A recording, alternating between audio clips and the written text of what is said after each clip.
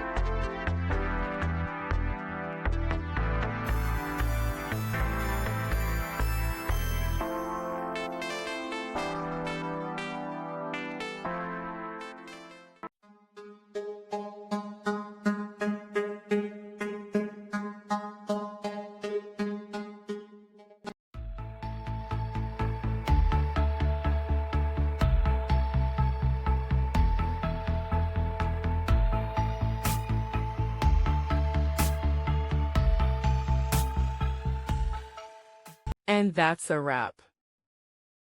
I hope you found the answer you were looking for. If you did, take a second to hit that subscribe button. It really helps out. And let me know in the comments which solution worked best for you. See you next time in the debug zone.